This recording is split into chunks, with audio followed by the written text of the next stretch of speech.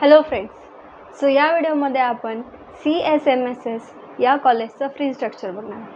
Okay, so आपल्याला जेव्हा आता ॲडमिशन घेताना फी स्ट्रक्चर या कॉलेजचे माहीत असणं हे फार आवश्यक आहे. कारण कॉलेजला ॲडमिशन घेताना तिथे आपल्याला किती अमाऊंटचा DD चेक हा जमा करावा लागतो, त्याच्यासाठी हा व्हिडिओ इम्पॉर्टंट ठरणार आहे. सो व्हिडिओ एंडपर्यंत बघा आणि चॅनलला सबस्क्राईब करा. तर बघा आता CSMSS, so first of all हे एक प्रायव्हेट कॉलेज आहे, ठीक आहे. पण हे एक टॉप मोस्ट BMS प्रायव्हेट कॉलेजपैकी आहे, म्हणजे महाराष्ट्रातील टॉप मोस्ट कॉलेजमध्ये याचा नंबर येतो, ठीक आहे. सो बघा आता हे आहे लोकेटेड संभाजीनगरचे, म्हणजेच औरंगाबाद, ठीक आहे. त्यानंतर आता याच्या टोटल सीट्स बघा किती असतात, तर टोटल इनटेक आहे 100चा, ठीक आहे. सो बघा त्याच्यामध्ये बघा आता त्याची ट्यूशन फीज, आता हे कॅटेगराईज केलं आहे की कोणत्या क्वार्टरला किती फीज असणार आहे. सो आपल्याला इम्पॉर्टंट आहे, जर आपले मार्क्स जास्त असतील, आपल्याला जर स्टेट मेरिट लिस्टमधून जर आपला नंबर लागला या कॉलेजला, तर आपल्याला बघा स्टेट मेरिट लिस्टमधून ओन्ली 1,88,500 एवढी फीस तिथे भरावी लागणार आहे, ठीक आहे. वार्षिक फीज आहे, पर इयरची फीज असणार आहे.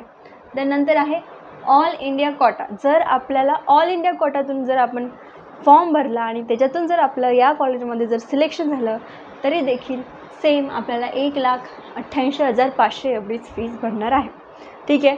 आता हे तर तुम्ही स्टेट काउन्सिलिंग करणार आणि ऑल इंडिया काउन्सिलिंग करणार.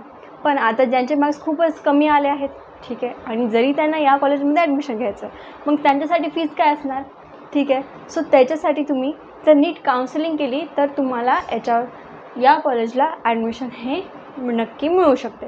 त्यासाठी जर तुम्हाला योग्य काउन्सिलिंग करायची असेल तर खाली दिलेल्या नंबरवर तुम्ही कॉन्टॅक्ट करू शकता, किंवा ऑफिशियली ऑफलाईन तुम्ही माझ्या ऑफिसला व्हिजिट देऊ शकता, ठीक आहे. सो बघा आपला इन्स्टिट्यूशनल कोटा असतो, ठीक आहे.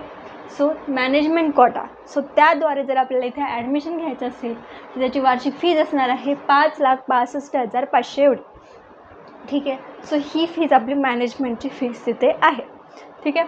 त्यानंतर जर NRI असाल तुम्ही, ठीक आहे, दुसऱ्या देशातील सपोज काही स्टुडंट असतील, सो त्यांच्यासाठी 9,42,500 एवढी तिथे फीज वार्षिक असणार आहे, ठीक आहे.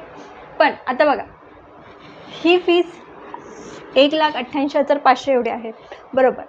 पण आपल्याला जे स्टुडंट्स कॅटेगरीमध्ये येतात, रिझर्वड कॅटेगरीमध्ये येतात, त्यांना याच्यामध्ये स्कॉलरशिप फॉर्म जर त्यांनी भरला तर हीच फीज त्यांना त्या कॅटेगरीच्या पर्सेंटनुसार कट होऊन परत शेवटच्या वर्षीही मिळते.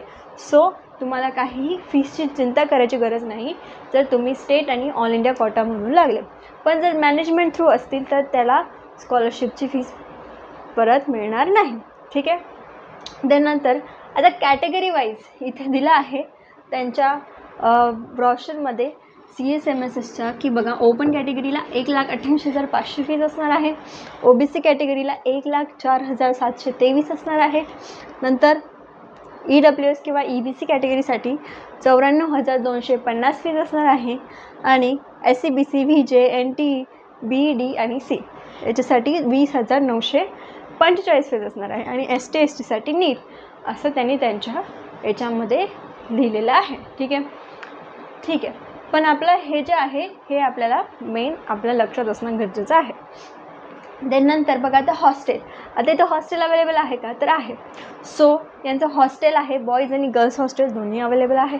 सो बॉईज हॉस्टेलची फीज आहे बघा वार्षिक 56,000 एवढी, विथ मेससुद्धा त्याच्यात इन्क्लुडेड आहे, ठीक आहे. त्यानंतर गर्ल्सची फीज काय असणार आहे, वार्षिक हॉस्टेलची फीज 60,000 पर इयर, ठीक आहे, आणि मेसची पण तिथे व्यवस्था आहे, म्हणजे मेस सकट तुम्हाला हॉस्टेलची फीज 60,000 पडेल गर्ल्सला, मुलींना. सो तिथे मुलींसाठी चांगली सुविधा आहे, त्याच कॅम्पसमध्ये हॉस्टेल आहे, तिथेच मेस आहे, त्याच कॅम्पसमध्ये कॉलेज आहे. सो सेफ आहे पूर्ण तिथे, ठीक आहे. आता माझंसुद्धा त्याच्याजवळ कॉलेज आहे, सो मी या कॉलेजला तिथे पर्सनली व्हिजिट केली आहे खूपदा. सो हे कॉलेज एकदम छान कॉलेज आहे, क्वालिटी इथे एज्युकेशन तिथे तुम्हाला मिळेल, ठीक आहे. तुम्हाला जर पहिले याच्यामध्ये तुम्हाला बघावे लागेल का तुमचा नंबर लागेल का नाही. जर नाही लागला, जर तुम्हाला इन्स्टिट्यूशनल कोटामधून घ्यायचं असेल त्यासाठी तुम्हाला ही फीज असेल. आणि काउन्सिलिंग जर करायची असेल जर तुम्हाला या कॉलेजमध्ये, तर तुम्ही मला कॉन्टॅक्ट करू शकता. ठीक आहे. माझ्या टेलिग्राम चॅनलला जॉईन करा, इन्स्टाला फॉलो करा, लाईक करा, शेअर करा आणि सबस्क्राईब करा. थँक्यू.